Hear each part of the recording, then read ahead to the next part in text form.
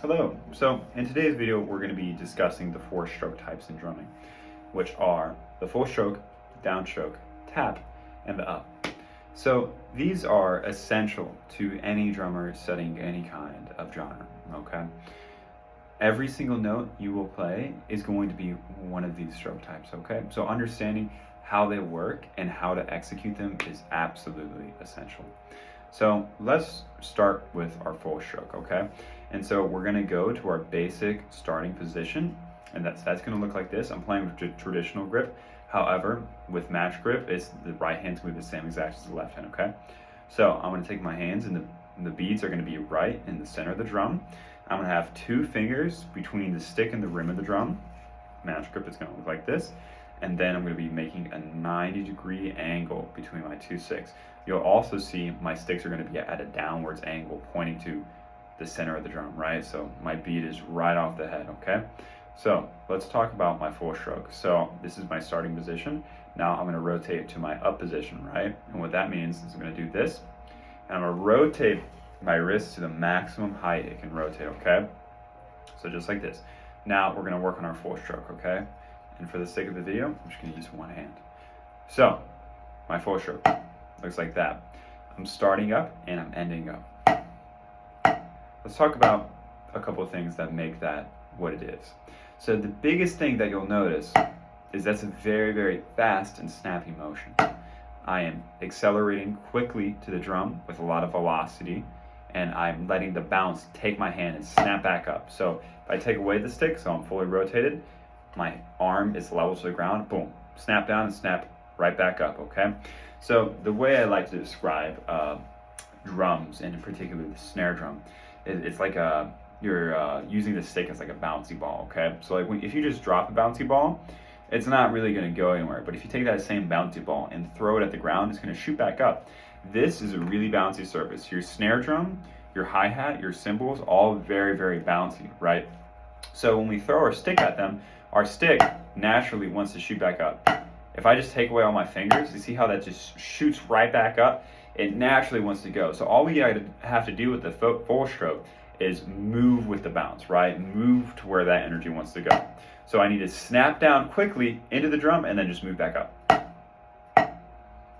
It should be a very, very quick motion.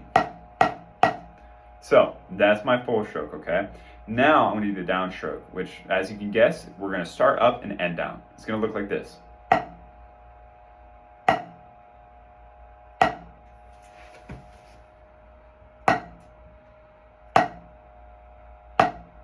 Just like that. Okay. So what makes a downstroke good? So one of the first key things is making sure when you do that downstroke, you're returning to our good resting position to where, like I said earlier, 2 fingers between the rim of the stick. We're in the center of the drum. The beads are right next to each other, creating a 90-degree angle. That's where we want to return to immediately, okay? So just kind of working on starting in your resting position and then immediately returning there. One other thing to know is a lot of students, when they first try doing this stroke type, is they really squeeze the stick to stop it from moving, right? Just like that. However, there's a couple problems that come from squeezing the stick. The first one is we're going to be stressing our muscles, right? Whenever you squeeze something, like just squeeze it and feel your arm right there, you can feel your muscles tense, right? And tension is the enemy of all musicians, right? No matter if we're playing drums, saxophone, clarinet, we want to eliminate tension wherever we are, okay? We want to be relaxed. It's like Bruce Lee said, flow like water, okay? It's the same concept here, okay? So that's number one. Tensing up is, first of all, going to feel bad, and it's going to stop us from playing fast, because the tenser you are, the harder it is to play relaxed, and we need to play relaxed to play fast, okay? The second reason is this, you may not think of it, it's a resonant object, okay? This has resonance, and when we squeeze it, we're taking the resonance out of it, and so we're going to get a different sound quality from our full stroke, because the full stroke and the downstroke, theoretically, should sound exactly the same, right? But if I were to squeeze that stick, they would change the way they sound, okay? Which that's one of the main things about drumming. It's just consistency of sound quality, okay? So good. So making sure we're not squeezing the stick, but how do we do it then? It's very, very simple. So with the full stroke, we moved up with the bounce. This time, you're just gonna use the weight of your hand to stop it from bouncing. I'm just gonna go to the drum with the same amount of velocity as I do with my full stroke, but I'm just gonna simply stop my hand from going up. A great way to see this is if you look very, very closely, you'll see my stick wanna bounce up. You see how it's wanting to momentarily bounce up to where my left hand is? That's how you know you're doing a good downstroke, and you're still letting the stick bounce. Like if I squeeze the stick really hard, see how that bounce is gone? Now I'm not gonna squeeze it, and that bounce happens, right? That is gonna lead to a really relaxed movement, and the sound quality is going to be identical to your full stroke, okay? So, and a full stroke going to downstroke, just like that, okay? Here's the tap. So the tap is, we're gonna start down and end down. This is probably one of the most self-explanatory ones, but the key thing here is still moving with velocity and generating a strong tone, okay? A lot of people think like when they do a small tone, it's like, oh, I'm doing really slow. But we don't want that. We still want a full sound, right? So just moving quickly into the drum. Bring up Bruce Lee again. 2 times in one video. Wow.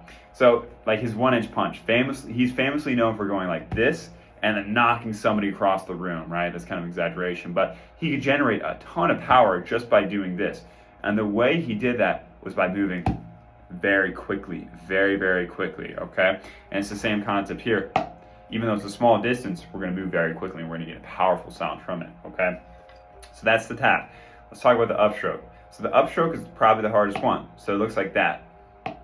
So we're starting in our down position and we're ending up. The hard thing about this one is we're going against gravity, right? Because we have no bounce to work with. Because with the full stroke, we have so much bounce to go back up. With this one, we're not able to generate any bounce because we're moving with such a small amount of range of motion. So we have to manually take our hand up. So if you take a look at the motion of my hand, so I'm gonna do a small stroke right here, and I'm gonna shoot back up from it. Small, boom.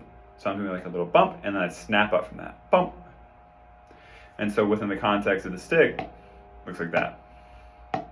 Similarly to the full stroke and the downstroke, you want your tap and upstrokes to sound exactly the same, like this, right?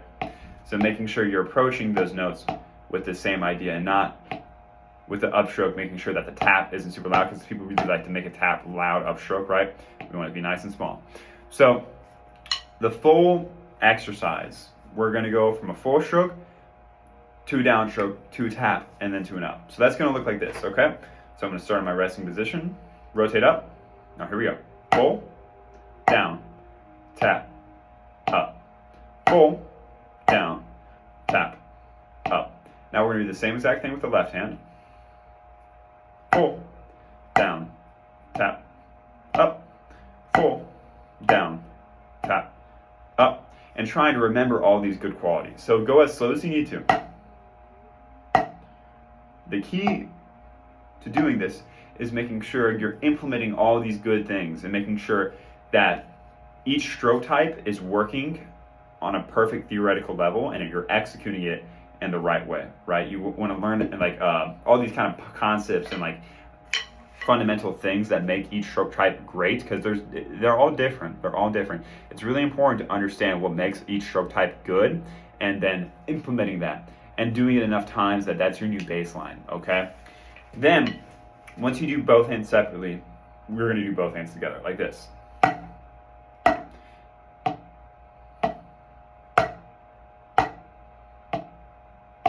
The key here is making sure both hands look exactly the same and sound exactly the same. Lastly, we separate the hands.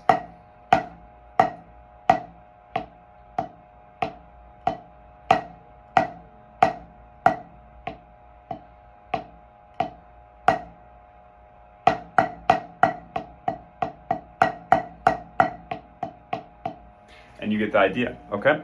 So that's our 4 basic stroke type exercise, okay? There's a lot of information, but if you master those 4 concepts, everything you will play from here on forward is going to be easier and is going to be played with better sound quality and more musicality. These 4 stroke types are the key to success. Any drum corps camp you go to, any audition camp you go to, this is what you're going to start with. They're going to see your fundamental stroke types. I recently taught a KU audition clinic, For the first hour, we talked about how to execute stroke type, right? Just working on a 4-stroke, and then applying that to a basic exercise, right? Making sure that goes. So it's so important that you understand these stroke types, because every single note you play is going to be one of these. Okay, thank you for listening. Happy practicing.